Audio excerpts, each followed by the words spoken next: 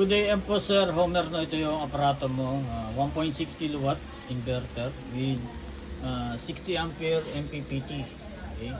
So pwede ka dito 700 watt solar panel, no? Then or lower, pwede 620, 650, no? 500, walang problema. Basta maximum 720 watts isa, no? Then kung meron kang dalawang 200, pwede mo ilagay dito sa breaker, no? Pero kung isang malaki kagad ay isa lang yung gagamitin mo dyan, no? Pero kung dalawang 300, no? 400, pwede dyan. Okay. Then ito 100H battery, no? Yung recommended ko para mas malaki ang capacity. So pwede yan dalawahin, no? Parallel connection. Then yan, nakaload tayo ng isang electric fan 49 watts, no? Ang load mo. So makikita mo dyan is yung voltage reading, no? Output niya is 232. Then load is wattage, then ampere, then power factor, oras nung ginamit na, kung gaano katagal na, then hertz, no? Kuryente ng bahay, no? Kagaya ng kuryente ng bahay na 60 hertz. Then yan yung total consumption, and itong centigrade, no? Temperature. Then high voltage disconnect.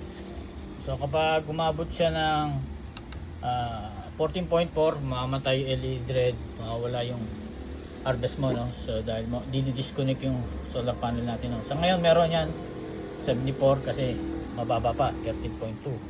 So kapag na disconnect yan, wala LED red, magre-reconnect uli yan sa 13.2 rin, no? So then sa LVD walang problema, may konting difference, no? Walang problema yan. Then ito, low voltage disconnect mo dito, mawawala yung LED red 11.5. Low bat yun, mawawala yung aparato mo, mawawala yung 220 volts. Pag umabot sa ganun at maaga pa, ba, mga alas 8 na low bat, no? Off mo na lang para kinabukasan pwede mo pang ma-on, then makapag-charge ka pa. Then ito yung mismong 1.5 ang reconnection. Itaas mo dun sa 11.5, 13 volts, no? So 13 volts, pag nag-charge siya, 13 volts na uli, iilaw uli LED red, kakaroon ka lang ng kuryente. So yung inverter mo ngayon ay naka-off yan.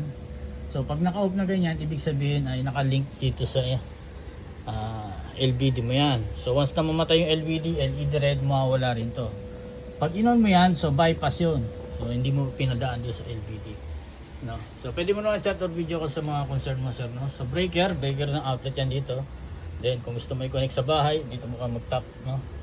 From here, dito mo mag-tap para na-off mo. So pag in-off ko yan, nawawala yung load din, namamatay, no? Then, kita mo 0. Pero yung wattmeter natin meron pa rin, no? Baga ito ay para sa outlet, sa load ng output. Ito kasi diretso yan sa inverter. So pag pinower ko ulit, yan, under uli yung electric fan, then kita mo uli yung output. So pwede ka mag-washing machine dito, twin tab, 400 watts max, no? Then pwede ka rin mag-rice cooker 400. Okay, yan, kita ko sa iyo ito. Makita ko sa yung reaction ng battery saka yung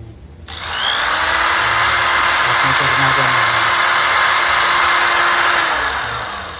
So umabot ng 250. So then battery yan, so nagre-react na.